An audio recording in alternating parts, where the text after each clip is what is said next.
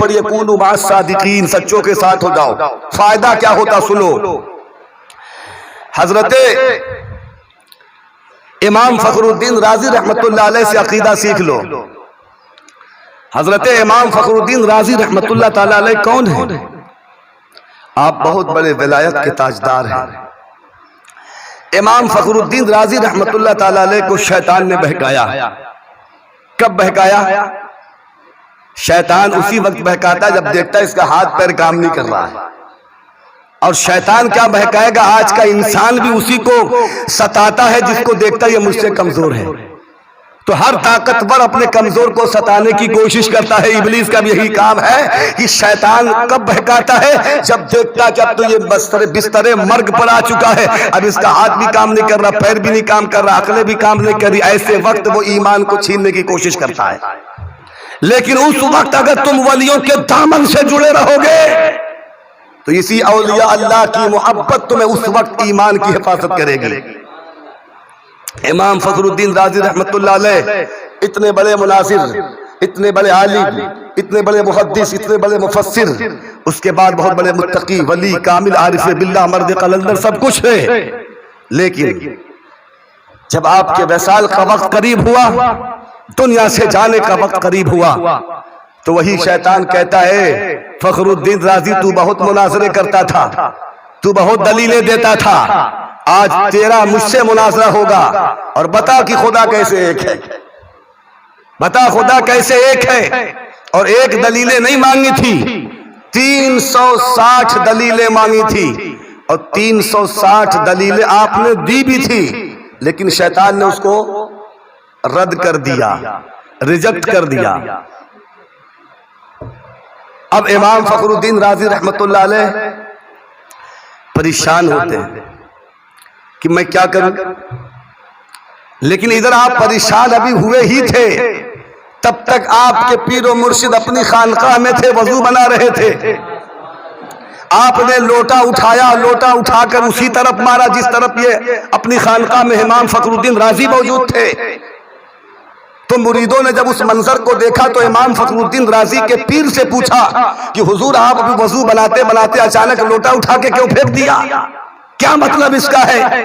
تو مریدوں سے کہا سنو، امام فخر الدین رازی رحمت اللہ علیہ کے دنیا سے جانے کا وقت آ گیا ہے، اور شیطان اپنی جماعت کو لے کے امام فخر الدین رازی کو گھیرے ہوئے ہے اور کہتا بتا خدا کیسے ایک ہے. وہ دلیل پر دلیل مانگ رہا ہے. امام فخر الدین رازی نے دلیل پر دلیل بھی دے دی ہے، لیکن پھر بھی وہ رد کرتا جا رہا ہے. میں نے یہ لوٹا مار کر شیطان کو مارا ہے. اور امام فخر الدین رازی سے کہا ہے کہ اس ابلیس مردود شیطان سے کہہ دے کہ میں خدا کو بغیر کسی دلیل کے اور بغیر کسی پروف کے ایک مانتا ہوں، خدا کو ایک مانتا ہوں. تو اے سنیو، تمہارے لیے بھی یہ سب سے بڑی دلیل ہے. چونکہ بدعقیدہ کبھی شیطان کی شکل میں آئے گا، کبھی غیر مقلدیت کی شکل میں شیطان آئے گا، کبھی تبلیغی جماعت کی شکل میں شیطان آئے گا، کبھی کسی شکل میں شیطان آئے گا اور کہے گا ولی سے کیا ہوتا معاذ اللہ. تو تم کہہ دینا یہ تمہارا عقیدہ ہے کہ کیا ہوتا ہے، میرا عقیدہ ہے کہ اللہ کا ولی اپنی مزار میں رہ کر اپنے چاہنے والوں کی مدد کیا کرتا ہے. اسی عقیدے پر سنیو جینے کی کوشش کرو، اس لیے کہ جو اس عقیدے پر جیے گا مرتے وقت بھی اس کو خاتمہ ایمان پر نصیب ہوگا. اور اگر ولیوں کی چوکھٹ سے دور ہوئے، شیطان کے وسوسے میں آ کر اپنے آپ کو گمراہ کیے، تو یاد رکھ لینا کہ تم دنیا میں بھی تباہ ہو جاؤ گے اور آخرت میں بھی تباہ ہو جاؤ گے. اس لیے کہ شیطان کی طاقت کو مارنے کا سب سے بڑا ہتھیار ہے وہ روحانیت کی طاقت ہے. اور روحانیت کی طاقت کہاں ملے گی؟ اولیاء کے در سے ملے گی، ولیوں کے آستانے سے ملے گی. تو آؤ، میں سیدی سرکار غوث اعظم بڑے پیر دستگیر کی بات کر رہا تھا. ہر طرف سے آپ کی بشارت کا شہرہ چل رہا تھا کہ ایک سید آنے والا ہے، ایک شہزادہ آنے والا ہے جسے دنیا شیخ عبد القادر جیلانی کہے گی. لیکن وہ وقت قریب آتا ہے. حضرت شیخ عبد القادر جیلانی رضی اللہ تعالیٰ پاک ایک رمضان المبارک 470 ہجری کو پیر کے دن صبح صادق کے وقت، پیر کے دن صبح صادق کے وقت آپ کی ولادت ہوتی ہے. رسول اللہ کے آنے سے پہلے بھی رسول اللہ کی خبر دینے والے انبیاء تھے.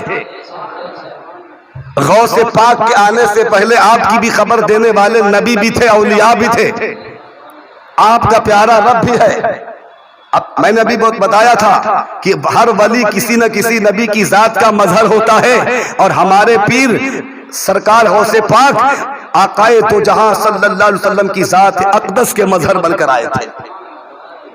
میرے آقا صلی اللہ تعالی علیہ وآلہ وسلم نے مسجد اقصی میں تمام انبیاء کو جھکایا تھا، سب باد ادب سے کھڑے تھے۔ کس کا استقبال میں؟ امام الانبیاء کے استقبال میں۔ اور پیرے پیرا میرے میرا روشن ضمیر سیدی سرکار غوث اعظم بڑے پیر دستگیر رضی اللہ تعالیٰ عنہ جب بغداد معلیٰ کی جامع مسجد سے منبر پہ بیٹھ کر اعلان کرتے ہیں کہ قدمی حاضی علی رکبتی کل ولی اللہ، کہ میرا قدم تمام ولیوں کی گردن پر ہے، تو سارے کی سارے اولیاء نے مشرق سے لے کے مغرب تک، شمال سے لے کے جنوب تک سب نے اپنی گردنوں کو جھکا دیا تھا۔ استاد کا نام غوث پاک ہے۔ وہ غوث پاک رضی اللہ تعالیٰ عنہ پیر کے دن صبح صادق کے وقت ایک رمضان المبارک کو آپ پیدا ہوتے، آقا کی ولادت ہوتی ہے، تو آپ نے کیا کہا؟ رب حبلی امتی، اے اللہ میری امت کو میرے حوالے کر دے، میری امت کی بخشش فرما دے۔ لیکن اسی نبی کی ذات کے جو مظہر بن کے آئے پیر پیرا سرکار غوث اعظم، جب آپ صبح صادق پیر کے دن پیدا ہوتے ہیں تو آپ اللہ اللہ کا ذکر کرتے ہوئے پیدا ہوتے ہیں۔ وہ شان غوث پاک کی ہے۔ میں کہنا چاہتا ہوں، ارے جو سیدی سرکار غوث اعظم بڑے پیر دستگیر کے جیسا نہیں ہو سکتا ہے، تو وہ امام الانبیاء کے جیسے کیسا ہو سکتا ہے؟ سرکار غوث اعظم کے جیسا پہلے بن کے بتا۔ سرکار غوث اعظم بڑے پیر دستگیر رضی اللہ عنہ جب پیدا ہوئے تو اس وقت جب آپ پیدا ہوئے تو آقا کی جب ولادت ہوئی تو اس وقت پورے مکہ کے اندر جس کے گھر سب کے گھر بیٹا پیدا ہوا، اور سب کو اللہ نے مقام اور مرتبے سے نوازا۔ سرکار غوث پاک بغداد میں پیدا ہوتے ہیں تو بغداد میں اللہ نے سب کے گھر اس دن بیٹا پیدا فرمایا، اور سب کو صرف بیٹا پیدا ہی نہیں پیدا فرمایا بلکہ بیٹا دے کر اس کو ولایت کا تاجدار بھی بنا دیا۔ یہ غوث اعظم کی شان ہے، یہ غوث اعظم کا مقام ہے، یہ غوث پاک کا مرتبہ ہے۔ ارے کسی کے گھر بیٹا پیدا ہوتا ہے تو وہ لڈو بانٹا کرتا ہے، لیکن جب غوث پاک پیدا ہوئے تھے تو مولائے کائنات خوشی میں ولایت کی خیرات بانٹ رہے تھے۔ مولائے کائنات خوشی میں ولایت کی خیرات بانٹ رہے تھے۔ وہ شان سرکار غوث پاک کی ہے۔ سرکار غوث پاک رضی اللہ تعالیٰ عنہ جب پیدا ہو گئے تو آپ کی شان تو بڑی ہے۔ آپ کے پیدا ہونے سے پہلے بھی تمام کرامتوں کا ظہور ہو رہا تھا، اور ایک بات یاد رکھو کہ تواتر کے ساتھ، یعنی ایک پر ایک ایک پر ایک ایک پر ایک، اس کو کہتے تواتر۔ تواتر کے ساتھ جو کرامت غوث پاک سے ثابت ہے وہ کسی ولی سے ثابت نہیں ہے۔ ہر ولی سے کرامت ہوئی ہے، لیکن اتنی کرامت تواتر کے ساتھ اور ولیوں سے کرامت نہیں ہوئی، تو ایسا بھی ہوگا نا معاملہ۔ اس لیے کہ ہر ایک کا مقام اللہ نے الگ الگ بنایا ہے۔ آپ کو ولیوں کا سردار بنایا ہے تو آپ سے زیادہ کرامتیں ظاہر ہوگی۔ اور سرکار غوث پاک رضی اللہ تعالیٰ عنہ جب اسی طریقے سے 4 سے 5 برس کی منزل پر آپ نے قدم رکھا، جب 4 سے 5 سال کے آپ ہوتے ہیں، تو جب 4 سے 5 سال کے ہوتے ہیں آپ سرکار غوث پاک کون ہیں؟ آپ راستہ چلتے تھے، لوگ کہتے تھے ہٹ جاؤ ولیوں کا سردار آ رہا ہے۔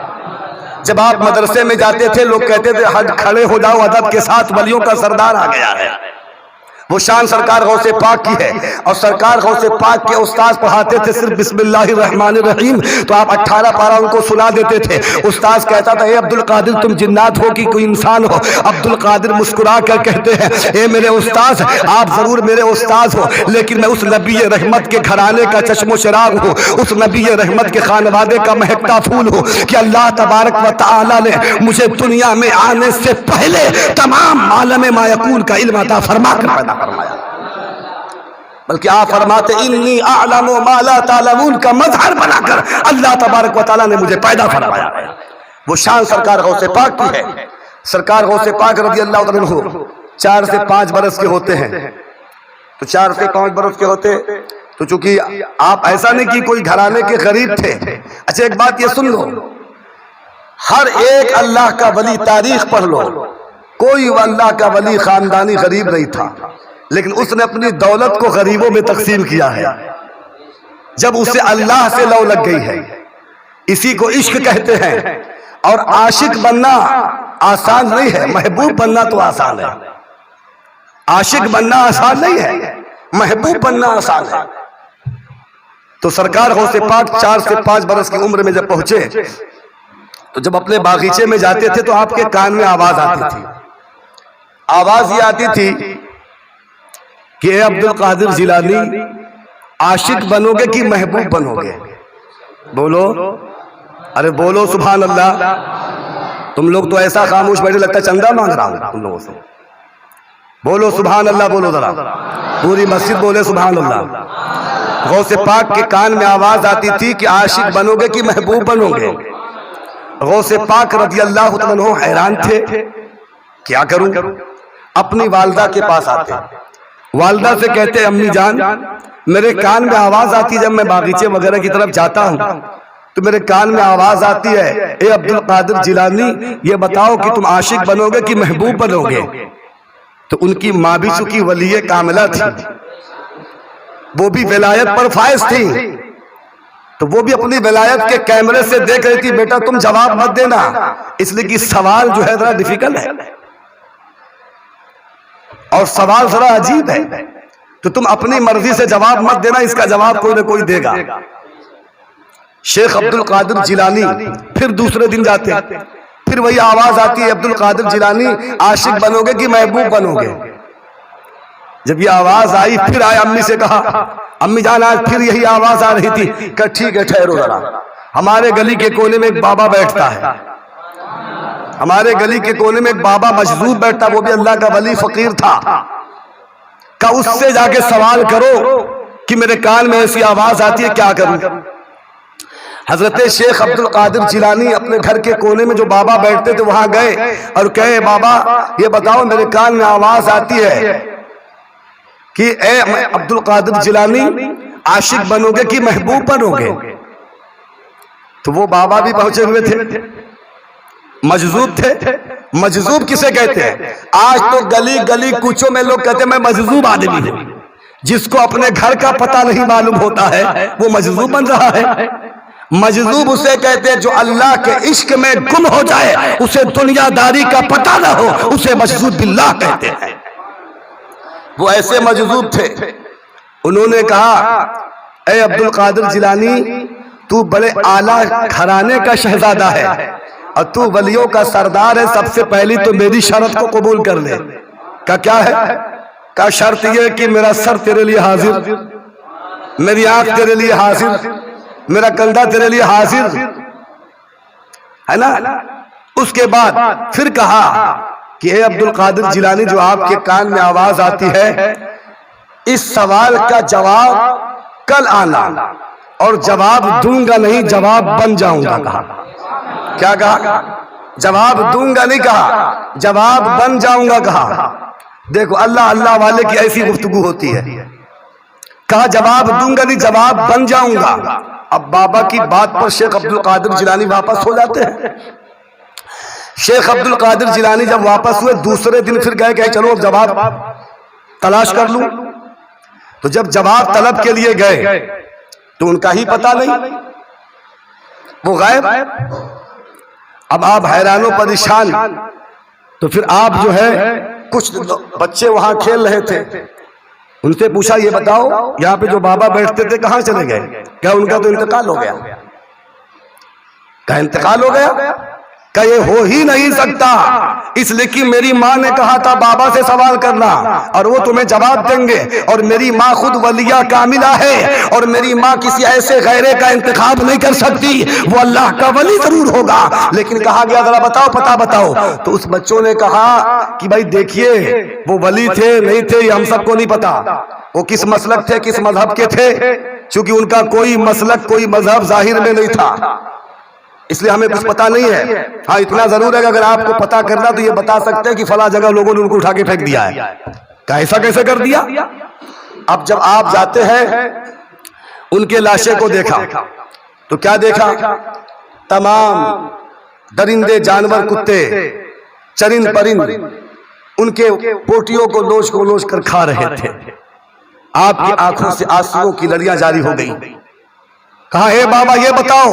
اب شیخ عبد القادر جیلانی جلال میں آتے کہتے بابا یہ بتاؤ تم نے کہا تھا کل سوال کا جواب بن جاؤں گا جواب دو. تو حضرت جو مجذوب باللہ تھے وہ فوراً آواز میں بلند ہو کر آواز دیتے ہیں اے عبد القادر جیلانی میں نے تم سے کہا تھا جواب دوں گا نہیں جواب بن جاؤں گا. دیکھ لے جو میرا حال آج یہ ہے اگر تیرے کان میں جو آواز آتی ہے کہ عاشق بنے گا کہ محبوب بنے گا اگر تیرے اندر عاشق بننے کا جذبہ ضبط اور صبر ہے تو عاشق کی یہی حالت ہوتی ہے. عاشق کا یہی مرتبہ ہوا کرتا ہے. اس لیے کہ میں بھی عاشق ہی ہوں لیکن اس رب کعبہ کو میرے عشق کا یہ امتحان ہے. اسے یہ پسند ہے کہ میری بوٹیاں نچوائی جائے میرے لاشے کو کتے کھائیں میرے لاشے کو جنگلوں میں پھینک دیا جائے میرے لاشے کو کفن نصیب نہ ہو. یہ اسے پسند ہے مجھے بھی پسند ہے مجھے بھی پسند ہے. اے عبد القادر جیلانی اگر تجھے بھی عشق کی اس منزل سے گزرنا برداشت ہے تب تو عاشق بندہ ورنہ محبوب بننے میں بھلائی ہے. اس لیے کہ محبوب کا مقام الگ ہے. جب اللہ نے اپنے محبوب کو بلایا تو کیا کیا؟ 70,000 فرشتوں کے جلو میں لے کر بلایا تھا.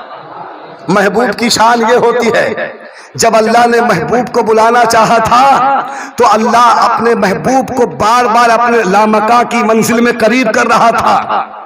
اور جب اللہ نے اپنے محبوب کو بلانا چاہا جب مکہ کی آخری منزل سے لامکا کے جانے کے لیے اللہ تبارک و تعالی نے اسی شیخ عبد القادر جیلانی کے کندھے کو پیش کیا تھا. وہ شان محبوب کی ہے. لیکن جب عاشق کی منزل ہوتی ہے تو وہی محبوب ہے جو طائف کی وادی میں پتھر بھی برسائے.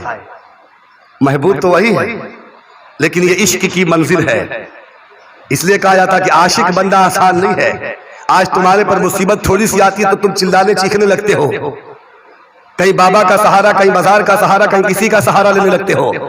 عشق کی منزل یہی ہے کہ تمہارے جسم کو لوگوں سے نچوایا بھی جائے گا اگر خدا کی مرضی یہی ہے اور تم اگر صابر ہو تو اس پر صبر کر کے دکھاؤ پھر اس کا مقام کتنا اعلیٰ ہوتا ہے. تو آؤ شیخ عبد القادر جیلانی سے پوچھتے ہیں. شیخ عبد القادر جیلانی نے کہا ارے اب تو شیخ عبد القادر جیلانی محبوب نہیں بنے گا عاشق ہی بنے گا عاشق ہی بنے گا. اب سنو اب عشق کا امتحان ہو رہا ہے. شیخ عبد القادر جیلانی صرف لنگی پہن کر تہبند پہن کر بغیر چپل کے 35 سال تک جنگل کی وادیوں میں گھومتے رہے اور اللہ اللہ اس میں جلالت کا ذکر کرتے رہے اس کے عشق میں گم رہے.